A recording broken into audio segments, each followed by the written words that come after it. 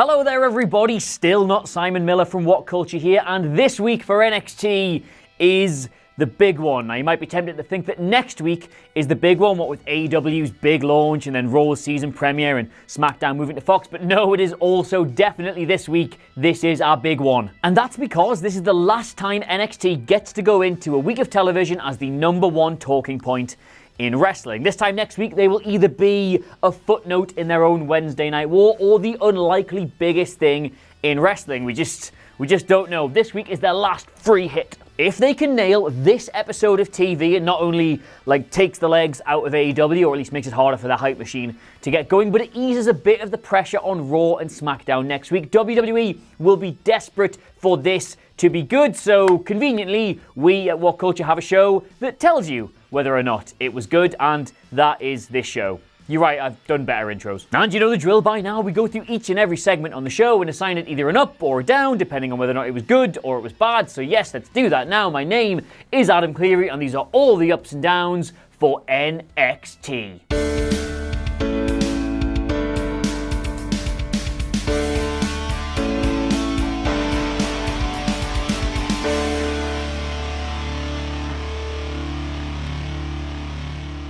Alright, fair's fair. I started with a down last week because they opened with this shot, and I said it was bad to front load with the COO of the entire company. When you've got all this talent on display, you should be opening with them. And this week, we opened with this shot, which is doing precisely that. So conversely, I must now give this an up. And a very good start for them, this, because it's another up for this, the tail of the tape. Now, I know they sporadically do it on NXT every now and then, usually when it just sort of fits the match, but I really like this. Part of AEW's marketing is it's going to be treating it as more of an actual sporting contest, and WWE can address that. They can cut them off a bit by doing similar, and this is doing similar. I found that information very interesting, so good, do it more, because it gets ups. And we get underway with our first match, which was Keith Lee versus Dominik Dijakovic.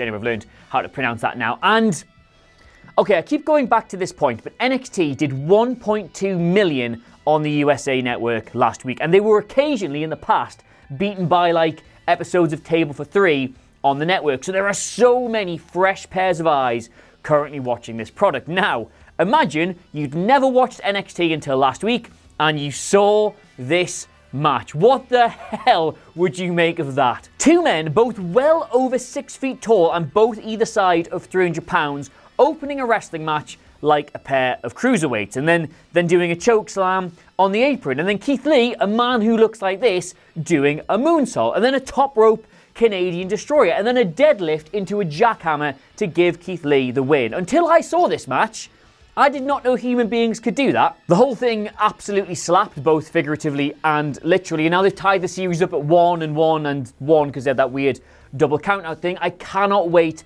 for the inevitable blow-off for it. It's all a great big up, but my only question is, when do you finally pay this off? Because it's such a takeover match. The final of this, it needs to be on a takeover, but that's like 2 months away, and I can't wait for that, so what do you do? And then another immediate up. This is a really, really, really good start for them, for the return of Dakota Kai, who's been out since she did her ACL in January, and she's just been, I have knee problems, right? My knees are really, really bad. I have ACL problems, and they're nowhere near as bad as what she got, and they were horrible. You would not wish ACL problems on your worst enemy, would you? Actually, I think I would. Yeah, I do wish ACL problems on my worst enemy. Do you know?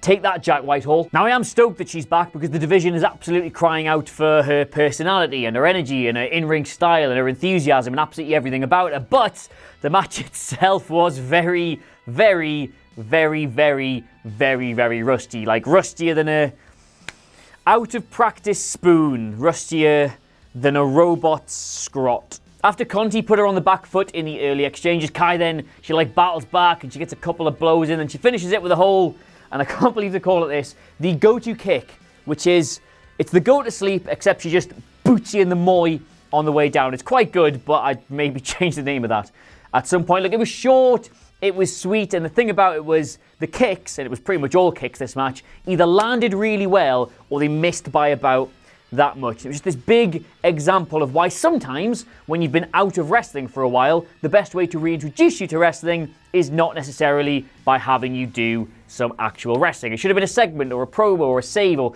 something like that. Neither of them were ready for this match. Kai because she's been out for so long, and Conti because she's just not quite ready for television yet. So very, very, very, very happy she's back, but also very, very, very gentle down for the match itself. Now, I know what you're thinking. I want Taynara. They were going really, really, really hard with this limited commercial interruptions line. The whole show, limited commercial interruptions. Next week, this match with limited commercial interruptions. Live now on NXT with limited commercial interruptions. And if you're wondering what that's about, it's a giant dig at AEW. That is as smart a piece of counter-programming as any of the matches on this show, because there's been all this talk like yesterday and the day before about how much of AEW's broadcast will be taken up by advertisements. Obviously, people really hate how much of it gets in to Raw and SmackDown, and so there was all this talk about would they do the same, would they do less, and it turned out they were probably going to have to do quite a bit. So NXT are like, well, I mean, if you're going to be watching wrestling next Wednesday and you don't like adverts, why don't you come watch us instead? And you know what? All things being equal, that will sway a lot of people. It's quite smart. Oh, and also breaking news from Mr. Regal's office. Like, what is it? Is it in Blackpool? Why can't you just have him on the show? Where is Regal? None of that is getting enough, but I'll tell you what is, because that's literally my job. The fact they were promoting the actual main event of the show while it was still on the USA Network, because that was all missing last week, so it's back, so it gets an up. Cast your minds back just 7 days, and that shot of Undisputed Era sort of walking out of the ring felt like the go-home shot of the show. It felt like the end of the show. It felt like the end of the main event, because that's where the USA Network stopped and people moved over onto the network. And the reason that second hour dipped so much was because they treat that first hour on USA like the entire show, and they just put everything else on there. That's why the pylon at the end felt like a weird way to end it, because they'd already ended it after the first hour. And this is going to get really confusing. That is your closing shot, even though that was the shot you closed on. So this week, they've decided to put the actual main event in the actual main event slot rather than just the main event of the TV slot. Meant that they were actually treating that as the actual main event rather than just the main event on television. Do you see what I mean by this? Like that felt important. The end of the second hour felt like it was going to be important, whereas last week it wasn't. It was the end of the first hour was important. That's bad because you're doing a 2-hour show, so the end of the 2-hour thing should be my head hurts. And a lot of people last week tweeted me and said, how can you not like that big street fight? It was hard hitting and it was brutal and Riddle's really good and Dain's really good. And I know you don't have to tell me that. I've literally worked with Matt Riddle and Killian Dain. I like them both immensely, but just as a unit, as a chemistry thing in a main event, it's just, no, it's all just like you do a big spot and I'll do a big spot. And I'm just sort of sitting there going, cool, but why do I care? And again, we got all of that. There was loads and loads of really big, good spots in this. That crossbody through the wall by Dain was really good. And then the Broton through the table. And then they hit him with a chair. And then the kendo stick. And then he hit with a kendo stick. And he broke the kendo stick. It was brutal. It was hard hitting. They were trying to do that kind of match. And they did deliver. But again, I'm sat there going, why? Why do you hate each other this much? But anyway, after all that, Riddle eventually got Dain into the armbar, tapped him, and he is now the #1 contender for Adam Cole's NXT title. The match itself is a down for me because I don't think these two work in these types of matches, but what followed immediately afterwards, that, my friends, is an up. Cole hits the ring, gets in Riddle's face, and then Riddle just immediately puts him in the armbar, and he begins tapping his little titties off. Now, normally, I hate that kind of stuff because I don't really think they haven't got the respect in the bank for Cole on this show in particular to get away with that kind of thing. Because, again, imagine you're a new viewer to this. He turned up at the end of the main event last week after his pal had won the title, and he turned up after the main event this week and got made to tap out. That's your champion. You shouldn't be burying him like that. And yet, I really like this. I love the idea of Cole coming into this match as a technical and wrestling underdog when he's normally the best wrestler in the picture. It's tantalizing. Next up, after that, back on the WWE Network, Rhea Ripley defeated Kaden Carter by pinfall, and for very, very, very different reasons, both of these two women are going to be stars. If you were fortunate enough to catch Ripley versus Kacy Catanzaro in the Mae Young Classic, this was pretty much the exact same match. Like, she explodes out Carter, she hits her with all this high-flying offense, she's jumping up and down on the rings and spinning, Hurricane Ranas, arm drags, basically using her speed and her athleticism to take Ripley by surprise. But then, after a little while, Ripley goes, I'm much bigger than you, hits her with a ripcord, 1, 2, 3, a relatively straightforward exhibition for Ripley, you'd say, but one that really puts Carter over in the process. They're both really good. It was really entertaining, this match, but I think more importantly, the women's division kind of needed it, because away from the title picture, they've not really managed to get anything going yet. Like last week we had Xia Li versus Aaliyah, which just didn't really quite work. And then already on this show we had Dakota Kai versus Conti, which was again a bit hit and miss. But here you had an excellent exhibition match which shows the depth of the roster, and again is a massive dig at AEW because they still can't quite get the women's division to feel that important to them yet. So here you go, depth, entertainment, women's wrestling, NXT next Wednesday. All right, next up we had Oni Lorcan and Danny Burch versus the team of Everrise. And I'll just address the elephant in the room straight away. That is one of the worst wrestling team names I've ever. In fact, actually, you know what? That's one of the worst things in wrestling I've ever heard. But weirdly, just like AEW Dynamite, or UK audiences will have to pay for AEW Dynamite, you're probably just going to have to get used to the sound of it. That was a Michael Hamflett joke, that one, who coincidentally looks like Walter. Still funny. The match itself was fine, I guess. It just kind of went through the motions of showcasing one team at the expense of another because, remember, we do actually have a tag team division here on NXT and they do need to get back into doing those matches at some point. In the end, Burch and Lorcan did the elevated DDT thing on Everrise and picked up the win. It was fine. It was neither bad nor good. Don't really know what to give it in that situation because it was fine. It did what it needed to do, but it didn't really get me excited either. So, like, how do you up or down that? Oh, if only Oni Lorcan's Twitter account could provide some inspiration. Bit on the nose, but okay. And speaking of tag teams looking to remind you that they exist and get themselves over, here's Deonna Purrazzo and Chelsea Green doing some obnoxious heel sitting in the front row shtick, and the light's not actually working when the camera goes onto them. Now, that was quite forced and quite bad, and I want to give it a down, but hang on. Zoom and enhance. Zoom and enhance.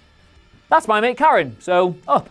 Nailed on. Someone's going to tweet Miller being like, oh my god, he's giving ups just because he's seen his friends in the crowd. Tell him off. No, fight me. Speaking of fights, and yeah, okay, that sort of works, Cameron Grimes is back and he's building on his momentum from last week's shock 7-second win by taking on Raul Mendoza. And yes, he did go to hit his finisher immediately at the start, just like last week, but no, they didn't do that, and instead, match of the night.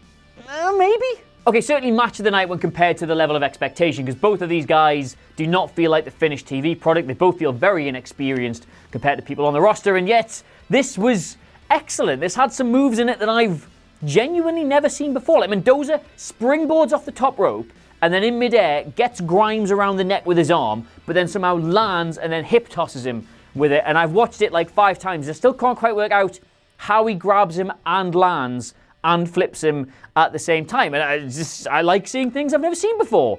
That's why I sit next to Andy Murray at work, so I'm giving that an up. Big Avalanche Frankensteiner, which got me to go, ooh, and then this big step up Enziguri, which got me to go, ooh, and then Grimes eventually catches a charging Mendoza with his finisher for another win, building on that whole 7 seconds against Raul Maluta last week. Now, I did say last week, I'll hold my hands up here, I said the reason they did that squash was because Cameron Grimes probably was nowhere near being ready to wrestle on TV, and they just kind of wanted to build the character while protecting him as a worker. But, well, shut me up. That's categorically wrong, isn't it? This was a brilliant match. He can wrestle on TV. What do I know? Finally, your main event of the evening, and it takes place at the culmination of the second hour rather than last week where they put the main event in the sort of TV main event slot and the action. We've been through it. First off, huge pop for Breezango, and I am delighted, I tell you, that they're going to be a part of NXT. If you read my, booking steps for last night, I know some of you did, some of you must have done. Someone reads my work, god damn it. I did say that they need to get better integration, or they need to establish precisely how the roster is going to look. If you're going to use people from WWE, then use them early. If you're not, then don't use them at all. So yes, this is good. Fandango is a bit of a brand name from the main roster, and Tyler Breeze did all his best work in NXT, so this is a great inclusion in my opinion. But to the match itself though, when they were battering us constantly with this limited commercial interruption stuff, and then it just, God, it dragged this match. Like, it did sort of showcase how good Imperium are as a unit. Like, their tagging in and out was very good. They played the whole heels, cutting off the faces thing very well, but the match was just long periods of that, which for the main event was just a bit it wasn't, I'm not going to say boring, but it did, oh God, it wore you down. And the reason I bring up that whole limited commercial interruption stuff is because we're on the network here. There are no commercial interruptions. We know we're not going to get any, so don't book a match that kind of feels like it needs adverts to break it up. That's a strange decision, that one, especially if it's trying to get Kushida over as this like energetic, exciting young prospect. And I will say, there were some great moments in this match. It did have an exciting segment, but that was all in the last 2 minutes. All of it. Like I say, there was some pretty good action in it. Fandango got a huge pop when he got the hot tag, but it was just long periods of Imperium grinding people down because they're efficient and they're boring and they're purists and they're from generic European countries that all sound and feel like Germany, but most of them actually aren't. It was alright. Like, it's not what I wanted out of the main event, but whatever. The match as a whole is probably a bit of a down, but it was a good finish. At least Kushida did handspring off the thing. He chucked 2 of them out, and he got Barthel on his own, rolled him up for a quick out of nowhere kind of win, kind of putting him over as a anything can happen kind of performer. Then he got out of there before the 3 of them could beat him up and started celebrating at the top of the ramp, because why would you do that? Walter comes out, boots him in the face. Walter, who looks exactly like Michael Hamflett, by the way, and Imperium ended the show standing tall above Kushida. Again, just cannot make this point enough. Walter really looks like Michael Hamflett. So it was a good show, that. It was a really, really, really, really good show, again, but we need to talk about the fact there are no angles. Still. And case in point, what are we getting next week? We're getting Candice LeRae versus Shayna Baszler, and what is the story there? It's challenger versus champion, and that's pretty much it. We're going to get Adam Cole versus Matt Riddle, and what is the story there? It's champion versus challenger, and that's about it. We're getting Undisputed Era versus the Street Profits, and yes, that is kind of a rematch of sorts. They have got history, but there's still no real story there versus these are the challengers and these are the champions. Like, to get 2 weeks of really good television with really good wrestling and still not have built one story is almost impressive. I mean, even the go-home shot on this, Walter standing above Kushida, what's that story? Like, he interrupted his match and now they hate each other? It's just, look, I get it. I will say that I get this. I get why NXT are doing this. It's because AEW launched next week and they still haven't played a single one of their cards. So they can do a massive big show to compete with them next week with all the big drama and all the big talking points. It is, as a business strategy, it is an up, but as a viewing experience, which is what I'm here to grade it as, it is a down. Like, don't get me wrong, the matches have been brilliant. Some of the stuff they've put on's been almost takeover worthy, which for TV is absolutely astonishing. You'd probably argue that of the 10 best WWE television matches this year, most of them have been on the last 2 weeks of NXT, which is a huge achievement, but yet I struggle to find a reason to care about the result of any of them. That needs to change next week, please. So there you have it. Those are all the ups and downs for NXT, or the ups and downs for NXT. I can never remember which way round it is. Let us know what you made of it all in the comments below. And of course, don't forget to like, share and subscribe. But in the meantime, thank you so... All right, lads, I've got a little 12. I'll not be long. Which one?